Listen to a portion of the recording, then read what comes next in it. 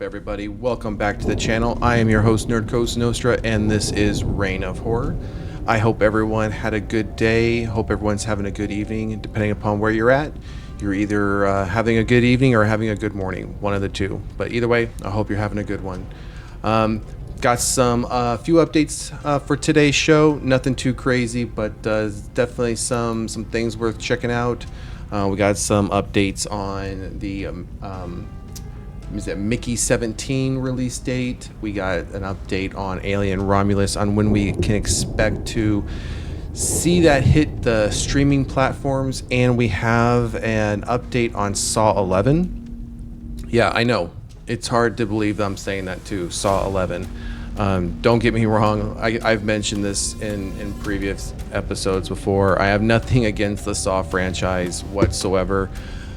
However, with that said, I do think 11 Saw films is just way too many. I think we should have cut it off at like 4 or 5, in my opinion. But they obviously keep making money. They obviously have a huge fan base, a huge following. So, and until those 2 things or those 3 things dwindle down or go away, the studio will keep making them, knowing again that they'll keep making money. So, especially when many of them can be done at a very and with a low budget and get a much large return on that low budget, then why wouldn't you keep making them, right? So I guess to each his own. Like I said, I'm a fan. I mean, I enjoy the first few of them, but after that, as again you've heard me say before, and you'll continue to hear me say this about this franchise and even other franchises, including my favorite, the Halloween franchise. Sometimes it's time to just put it on the shelf, let it sit for a bit, let some time pass, and then come back to it maybe at a later date. But it seems with the Saw franchise, very similar to what we saw with Paranormal Activity. It just felt like, well, at least with Paranormal Activity, they've stopped them a bit. But I know there's rumors out there that we could be seeing a reboot of that franchise, which I hope that's just a rumor. I have nothing concrete on that yet, but as soon as I do, or as soon as I see anything on that rumor, if it comes true, we will definitely bring it to the table and let you all know about it. But similar to that franchise, at least for now, that one's kind of stopped. But the Saw franchise just keeps going, keeps churning along. So let's just jump right into our first topic of the evening, which I mentioned is Bong Joon-ho's sci-fi comedy Mickey 17 release date shifts to Easter weekend. This is a pretty short article, but at least again we're getting an update on what's happening with this one. Bong Joon-ho will return with the sci-fi movie Mickey 17, and the sci-fi comedy has shifted into a later release date. Warner Bros. Has now set course for Easter weekend. Mickey 17 now hits theaters on April 18th, 2025, movie from its January 31st date.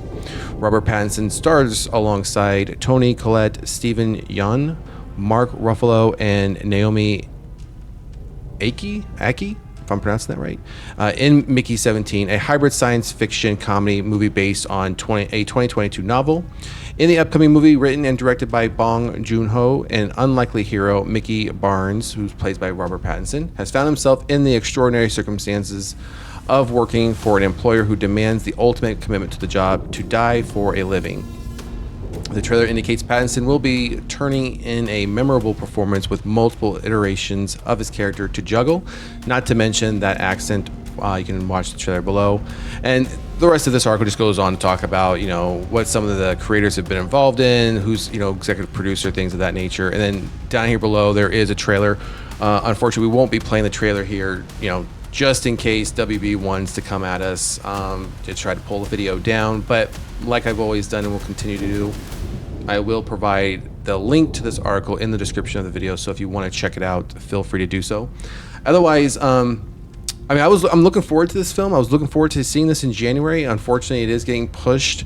I wonder why WB is pushing it. I mean, you would think they would want, we all know the circumstances with WB. We all know the circumstances with their finances and how they've been hurting for money.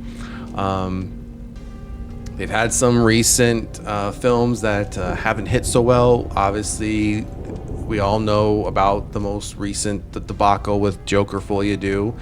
We're not going to turn this into a Joker conversation because I think everyone has their opinions on that film, and rightfully so. But, I wonder if there's some play into, why this might be getting pushed out, maybe to garner a larger audience in April, maybe on that particular weekend, knowing that many people might be out with, trying to do things, might be off work, out of school, what have you, instead of the later part of January where that necessarily might not be the case, right? So they might just be trying to push this out to get a bigger audience in the theaters to see it. I'm definitely down to see it. As you all know, we do cover science fiction here on the Reign of Horror. So definitely something I'm looking forward to. I think it's good to see Robert Pattinson. He's been doing a multitude of things. So unfortunately, he gets tagged with the Twilight label. Now he's getting kind of tagged with not so much with the Batman label. I think he gets more hate for both those roles on his interpretation or what he's been given as far as to play those roles. But he's done a variety of great things outside of those two franchises, outside of Batman and outside of Twilight. So I think this is just going to be another one to add to his resume. It looks great. And anytime you have a film where you have an actor who has to play multiple versions and vastly different versions of that character, I also think that shows a huge range and a wide range of their talent and what they can do. So again, if you haven't seen the teaser trailer for this, I highly recommend checking it out. It does look quite interesting. It's just one of those kind of one-off films, fresh take, something different, something new, so to speak, that I'm definitely looking forward to. So again, not much as to why they're pushing out the date. What I've mentioned is just my speculation, it's just my opinion on why they might be moving it. But again, I was looking forward to seeing this in January, but now it looks like we're gonna have to be waiting at least until mid-April, and hopefully it doesn't get pushed out again, because I know this one's been sitting out there on the shelf for quite some time, waiting to get released. So obviously now we're gonna have to wait a little bit longer. So all right, on to the next topic is Alien Romulus begins streaming on Hulu later this month being November. So there was a time when we thought director Fede Alvarez's contribution to the Alien franchise, Alien Romulus, was going to receive a straight to Hulu streaming release, just like the Predator movie, Prey did, but it ended up getting a theatrical release back in August with a digital release following in October. Now Deadline has been able to confirm exactly when Alien Romulus is going to start streaming on Hulu, and it's a date that is very close, November 21st, which is roughly like 2 weeks, week and a half, 2 weeks from now. So that's pretty quick. It's pretty much the norm now, right? When we see movies in the past year or two out in theaters for a month or two, they get pulled. Sometimes they get pulled within a month, and they hit streaming within a few weeks, and the next thing you know, hit digital within a few weeks, and the next thing you know, they're hitting streaming a month later. Much quicker than what we used to get even a few years back, right? We would see movies sit in theaters for 3 or 4 months, and then it'd be another 3 or 4 months before digital, and then another 2 or 3 months. But so you'd almost wait an entire year by the time something was in theater before you could own it on physical. And now we've cut that down to just a matter of months, right? So yeah, so this is going to be hitting streaming here in a couple weeks, and then it says here the 4K Ultra HD Blu-ray and DVD physical media release will follow on December 3rd, which is less than a month. So obviously, check it out on streaming if you haven't already purchased it on digital, and then within a week or two, it's going to be on physical, which most physical releases now come with a digital copy. So if you've waited thus far, you're just going to get a digital copy with your physical release and be able to download it there anyway. So it's been said that the story Alvarez and co-writer Rado, I'm not even going to try to pronounce that last name, crafted for Alien Romulus is not directly connected to the other films in the Alien franchise, which isn't exactly true, but it's not ignoring any of the other entries either. Alvarez has been clear about the fact that this story takes place within the established franchise continuity. In fact, it slots right in between the events of Alien and Aliens. It has the following official log line: the sci-fi horror takes the phenomenal success Alien franchise back to its roots while scavenging the deep ends of a derelict space station. A group of young space colonizers come face to face with the most terrifying life form in the universe. And then we go on to talk about cast and a couple other things. So, yeah, so if you haven't seen Alien Romulus, it's coming out on Hulu. Here, like I said, like a week and a half, 2 weeks, and then within 2 weeks after that, it's gonna hit physical. So, physical media. So make sure to check it out if you haven't seen it.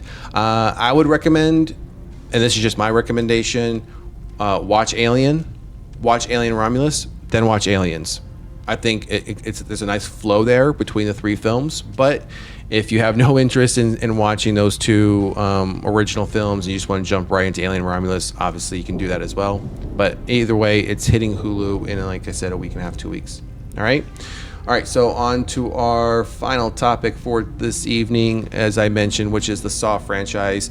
Franchise stars discuss returning amid Saw 11 uncertainty. From what we know, things are looking quite bleak for Saw 11 right now. Originally scheduled to debut last month, so this would have been October.